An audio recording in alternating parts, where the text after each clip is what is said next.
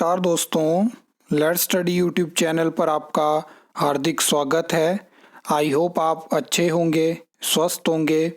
इस वीडियो में हम हिमाचल प्रदेश राज्य चयन आयोग हमीरपुर की जो लेटेस्ट अपडेट्स हैं उनके बारे में हम बात करेंगे, जिसमें कि एक आयोग का एक नया नोटिस हमें देखने को मिला है और उसमें आयोग की तरफ से क्लियर कर दिया गया है कि जो आपको अपकमिंग सीबीटी एग्ज़ाम देखने को मिलने वाले हैं तो उसमें जो है वो नॉर्मलाइजेशन आपको देखने को मिलेगी।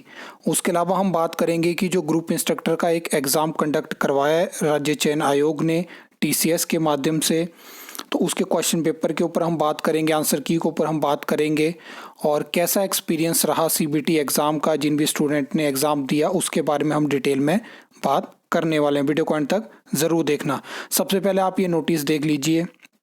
यहाँ पे आयोग की तरफ से क्लियर कर दिया गया है कि जो हमने 4 एडवर्टाइजमेंट निकाली हैं तो उसमें एग्ज़ाम जो है वो मल्टीपल शिफ्ट में होंगे और इसीलिए जो कैंडिडेट होंगे उनकी मेरिट लिस्ट के लिए जो है वो नॉर्मलाइजेशन होगी और इसके लिए जेड स्कोर मेथड यानी mean and standard deviation method को यूज़ किया जाएगा।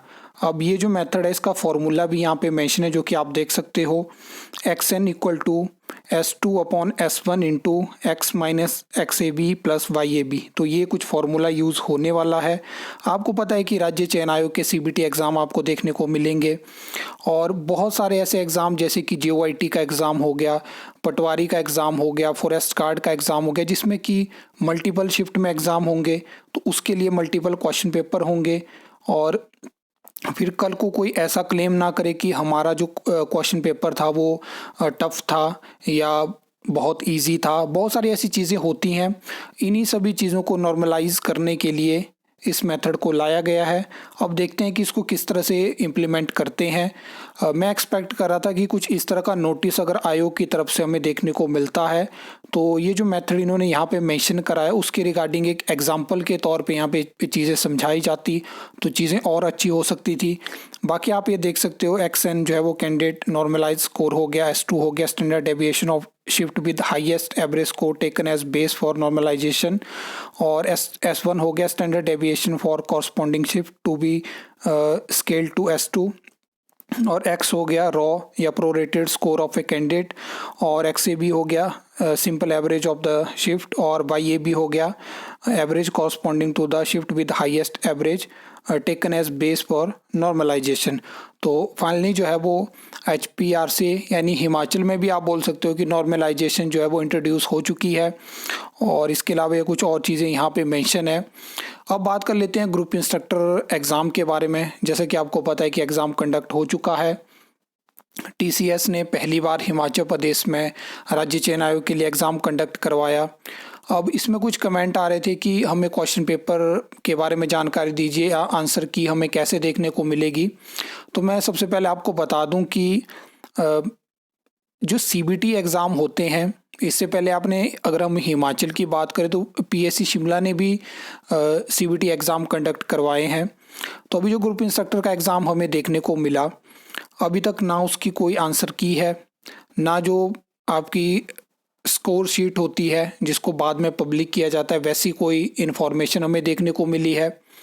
लगभग 1500 के आसपास जो कैंडिडेट थे उनका एडमिट कार्ड इशू करे गए थे, लेकिन अभी तक ये चीज़ें पब्लिक नहीं करी गई है, ना क्वेश्चन पेपर के बारे में जानकारी है और फॉर्मेट के बारे में मैंने आपको समझाया था कि किस तरह से ये चीज़ें वर्क करेंगी।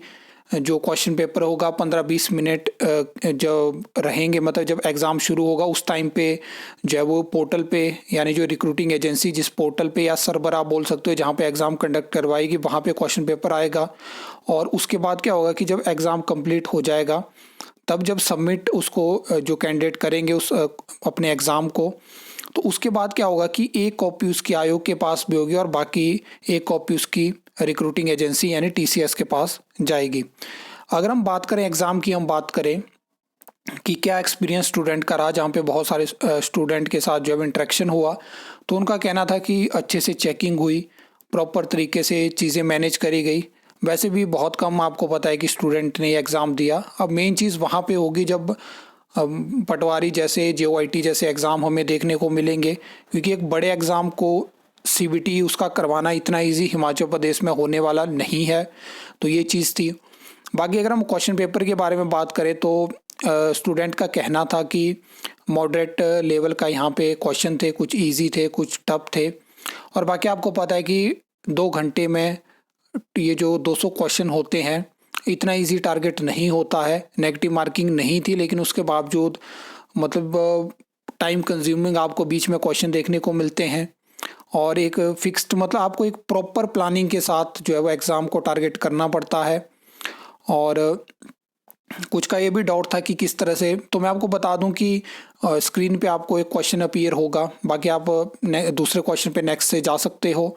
साइड में अगर आपने गेट का एग्ज़ाम दिया होगा या आपने एसएससी जेईई का एग्ज़ाम दिया होगा तो वैसे ही सेम यहाँ पे जो था वो सर्वर था, तो ये चीज़ें थी। और इसके अलावा मैं आपको बता दूं कि इस वाले एग्ज़ाम में तो ऐसा कुछ नहीं हुआ कि बीच में कई बार ऐसा होता है कि जो पीसी होता है या सिस्टम आप बोल दो वो बंद हो जाते हैं या नेटवर्क में दिक्कत आ जाती है, वो चीज़ें हमें देखने को नहीं मिली।